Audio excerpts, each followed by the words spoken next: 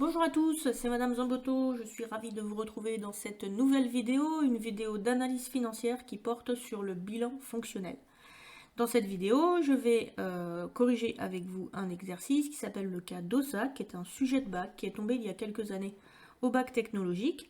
C'est un sujet qui aborde le calcul du fonds de roulement net global, du besoin en fonds de roulement et de la trésorerie nette à partir d'un bilan fonctionnel condensé. Et ensuite, on procède à l'analyse. Donc analyse des résultats précédents, analyse de ratios qui sont fournis dans le contexte et proposition de recommandations pour améliorer la trésorerie de l'entreprise. Cet exercice s'adresse avant tout au terminal STMG gestion et finance puisque c'est une notion qui tombe très régulièrement maintenant sur les sujets de bac.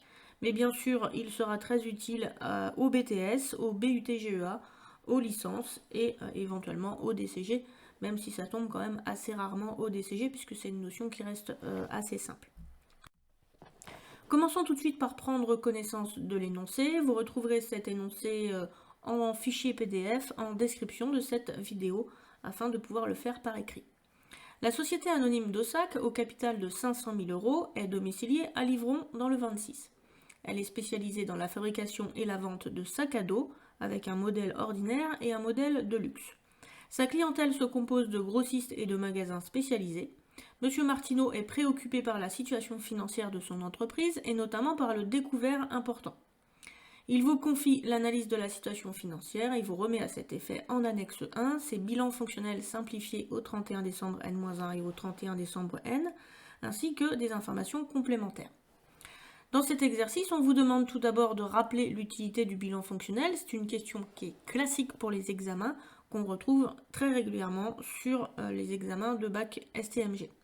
Ensuite, on vous demande de préciser les principaux éléments qui composent l'actif circulant d'exploitation et le passif circulant d'exploitation. Puisqu'on vous donne des bilans fonctionnels simplifiés, il convient de rappeler ce qu'il y a à l'intérieur de ces rubriques. Ensuite, vous allez devoir calculer le fonds de roulement net global, le besoin en fonds de roulement, la trésorerie nette. Et pour cela, on vous fournit une annexe A, donc c'est juste un tableau dans lequel vous présenterez vos calculs. Vous devrez également vérifier la relation fondamentale de trésorerie, c'est-à-dire calculer votre trésorerie en fait de deux façons, puisqu'elle se calcule soit à partir du bilan fonctionnel, soit à partir du fonds de roulement net global et du BFR. Enfin, vous allez commenter la situation financière de l'entreprise et proposer des recommandations à l'entreprise. Voilà les annexes qui vous sont fournies. Donc vous voyez qu'il y a des bilans fonctionnels condensés, ça veut dire qu'on ne vous donne en fait que le montant des principaux postes, à savoir le total des emplois stables, le total de l'actif circulant d'exploitation, mais par exemple on ne vous donne pas le détail de l'actif circulant d'exploitation. En fait, c'est pas vraiment nécessaire ce détail puisque vous pourrez calculer vos indicateurs à partir de ces éléments. En information complémentaire, vous voyez qu'on vous donne des délais de rotation, on appelle ça également des temps d'écoulement, pour l'entreprise d'Ossac pour l'année N et pour l'année N-1. Ça vous permettra de voir si la situation de l'entreprise s'est améliorée ou s'est dégradée à ce niveau. Passons maintenant au corrigé du cas. Évidemment, vous revenez en arrière, vous faites pause pour avoir les informations si vous ne voulez pas imprimer le sujet. Il convient d'abord de rappeler l'utilité du bilan fonctionnel. Alors, qu'est-ce que c'est qu'un bilan fonctionnel? Un bilan fonctionnel, c'est un document comptable qui est construit à partir d'un bilan comptable. Qu'est-ce qu'on va faire? On va prendre ce bilan comptable et on va le modifier. Pourquoi? Parce que le bilan comptable ne met pas en évidence les cycles fonctionnels de l'entreprise. En effet, la problématique de l'entreprise, c'est de savoir si elle a suffisamment de ressources de financement pour financer à la fois ses investissements et son cycle d'exploitation. Eh bien, le bilan fonctionnel va simplement modifier les postes du bilan pour mettre en évidence d'un côté tous les éléments qui sont liés au cycle de financement, qu'on appelle les ressources stables, d'un autre côté tous les éléments qui sont liés aux investissements, qu'on appelle les emplois stables, et enfin, sur le bas du bilan fonctionnel, on mettra en évidence les besoins de financement qui sont liés au cycle d'exploitation. Cette présentation modifié du bilan comptable, on parle d'ailleurs de bilan comptable retraité, un bilan comptable retraité c'est juste qu'il est modifié, afin de pouvoir expliquer le fonctionnement de l'entreprise. Donc il va permettre de mettre en évidence les cycles longs d'investissement et de financement et le cycle court d'exploitation. Grâce à cette présentation fonctionnelle, on va pouvoir analyser plus facilement l'équilibre financier de l'entreprise et donc mettre en évidence la problématique de l'entreprise. A-t-elle suffisamment de ressources pour financer à la fois ses investissements et son cycle d'exploitation. Si c'est le cas, alors elle dégagera une trésorerie positive. Si ce n'est pas le cas, elle aura une trésorerie négative. Dans un deuxième temps, on vous demande de préciser les principaux éléments qui composent l'actif circulant d'exploitation et le passif circulant d'exploitation. Alors, si vous ne connaissez pas encore bien le contenu du bilan fonctionnel, bien sûr, il faut vous reporter à votre cours. Et sachez que dans l'actif circulant, vous retrouvez des éléments qui créent pour l'entreprise un besoin de financement. Il s'agit essentiellement des stocks et des créances clients. Pourquoi les créances clients créent-elles un besoin de financement? Eh bien parce que quand vous accordez un délai de paiement à des clients, vous leur laissez la possibilité de vous payer plus tard. Eh bien en attendant, ça veut dire que vous n'avez pas cet argent. Donc c'est un besoin à financer. Même chose pour les stocks. Plus vous stockez, plus vous avez dû avancer de l'argent pour financer ce stock. Et donc ça crée bien un besoin de financement. Inversement, dans le passif circulant d'exploitation, vous avez des éléments qui créent des ressources de financement. Il s'agit essentiellement des dettes fournisseurs. En effet, lorsqu'un fournisseur vous accorde la possibilité de le payer plus tard, eh bien cela vous procure une ressource de financement puisque en attendant, vous gardez l'argent dans votre entreprise. Passons maintenant au calcul du FRNG, du BFR, de la trésorerie nette. Donc, je vous invite à présenter vos calculs dans le cas présent sous forme d'un tableau afin de pouvoir comparer plus facilement les années N et N-1 en calculant une variation. Ici, vous avez sur la partie gauche les bilans fonctionnels condensés qui vont vous permettre de retrouver les informations et à droite, vous complétez votre annexe. Alors je vais aller assez vite pour le corriger de cette annexe puisqu'il s'agit simplement de reprendre les éléments qui correspondent à la définition du fonds de roulement net global, du BFR et de la trésorerie. Donc le fonds de roulement net global, c'est la différence entre les ressources stables et les emplois stables. Le BFR s'obtient en additionnant le BFRE et le BFRHE, donc besoin en fonds de roulement d'exploitation et besoin en fonds de roulement hors exploitation, chacun étant calculé en faisant l'actif circulant moins le passif circulant d'exploitation ou hors exploitation. Pour la trésorerie, vous avez deux façons de calculer cette trésorerie, soit à partir du bilan fonctionnel, en faisant trésorerie active moins trésorerie passive, soit en utilisant la vérification, c'est-à-dire la relation fondamentale de trésorerie.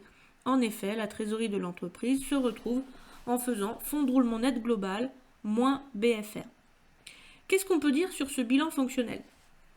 Alors quand vous regardez, vous allez commencer par regarder le fonds de roulement net global. Ce fonds de roulement net global, vous vérifiez absolument qu'il est positif. Et quand vous regardez, vous allez regarder en N-1 et en N et vous voyez qu'il est positif. Donc ça, c'est déjà une bonne chose. Ça veut dire que ce soit en N-1 ou en N, les ressources stables couvrent bien les emplois stables. Par contre, tout de suite, vous avez un petit bémol. En effet, le fonds de roulement net global a largement diminué entre N-1 et N. Cette diminution correspond-elle à une dégradation ou à une amélioration? Eh bien, il s'agit d'une dégradation, car le fonds de roulement net global, vous le savez, doit être le plus élevé possible. En tout cas, dans les secteurs d'activité où il y a un besoin de financement. Ici, donc, vous avez un fonds de roulement net global qui s'est dégradé. Pourquoi s'est-il dégradé? Eh bien, vous allez regarder, pour cela, la variation des ressources stables et la variation des emplois stables. En fait, les ressources stables, quand vous regardez le détail, elles ont augmenté. C'est une bonne chose. Les ressources de financement qui augmentent, c'est une bonne chose pour l'entreprise. Par contre, les emplois stables ont augmenté aussi, mais ils ont augmenté beaucoup plus vite que les ressources stables. Alors que les emplois stables augmentent, bien, ça correspond à un besoin de financement. Alors on ne va pas dire que c'est une mauvaise chose, car des emplois stables qui augmentent, ça veut dire que l'entreprise a investi. Donc elle a réalisé des investissements pour plus de 100 000 euros, mais le problème c'est qu'elle n'a pas financé ces nouveaux investissements par de nouvelles ressources stables. D'où la dégradation du fonds de roulement net global qui va forcément peser sur la trésorerie. Et on le voit puisque la trésorerie tout en bas se dégrade. En ce qui concerne le BFR, vous regardez carrément le total du BFR. Pour l'instant, vous partez du plus général. Vous voyez que le BFR est positif, donc ça correspond à un besoin de financement, et qu'il a augmenté entre N-1 et N. Est-ce que cette augmentation est une bonne chose ou pas pour l'entreprise? Un BFR qui augmente? Eh bien non, ce n'est pas une bonne chose puisque c'est un besoin de financement. Donc si le besoin de financement augmente, ça veut dire que cela pèse sur la trésorerie de l'entreprise, donc va contribuer à dégrader la trésorerie de l'entreprise. Mais alors, si le BFR augmente, est-ce que c'est la faute au BFRE ou au BFRHE? Vous regardez le détail et vous voyez que l'augmentation du BFR est uniquement liée à l'augmentation du BFRE, qui s'est largement dégradé puisqu'il a augmenté de 173 251, alors que le BFRHE, lui, s'est largement amélioré et correspond d'ailleurs désormais en N à une ressource de financement puisqu'il est désormais négatif. Donc il conviendra d'expliquer pourquoi le BFRE a tant progressé, s'est tant dégradé, grâce peut-être à l'analyse des ratios de rotation. Enfin, vous analysez la trésorerie et cette trésorerie, vous allez l'analyser par rapport à la relation fondamentale de trésorerie et vous devez constater que en N-1, le fonds de roulement net global était suffisant pour couvrir le BFR et c'est pour ça que la trésorerie était positive. Mais sous l'effet de la dégradation du fonds de roulement et de la dégradation du BFR, eh bien le fonds de roulement net global n'est plus suffisant désormais pour couvrir le BFR et c'est pour ça que la trésorerie nette est désormais négative de 81 752 en forte dégradation par rapport à N-1. Et donc là, ça veut dire que concrètement, l'entreprise finance une partie de son cycle d'exploitation par des concours bancaires courants, c'est-à-dire des emprunts à très court terme, qui ont la particularité d'être très coûteux. Le problème aussi de ces concours bancaires, c'est qu'ils sont accordés pour une courte durée et en période de crise, ils ne sont pas toujours reconduits systématiquement par les banques. Je vous ai fait l'analyse comme ça à l'oral, il convient maintenant d'écrire tous ces éléments sur votre copie. En l'occurrence, j'ai repris sur les éléments écrits tout ce que je viens de vous dire à l'oral. Il est important de préciser que le fonds de roulement net global est positif en N-1 et en N, ce qui signifie que les ressources couvrent les emplois stables. Il s'est toutefois fortement dégradé en N. Vous voyez que je ne me contente pas de dire qu'il a diminué, mais je qualifie cette diminution. Il faut que vous soyez capable de dire si la diminution correspond à une dégradation ou à une amélioration. Sinon, on ne sait pas si vous avez compris. Donc ici, ça s'est dégradé parce que l'entreprise a fait des investissements. C'est ce qu'on voit avec l'augmentation des emplois stables. Mais ces investissements n'ont pas été totalement financés par de nouvelles ressources stables, puisque les ressources ont certes augmenté, mais uniquement de 4 752 €.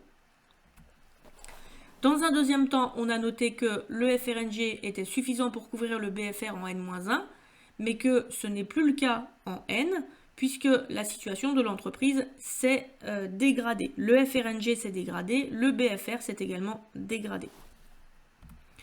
De fait, il en résulte une trésorerie négative de 81 752. Ce sont donc les concours bancaires courants qui financent en partie l'exploitation.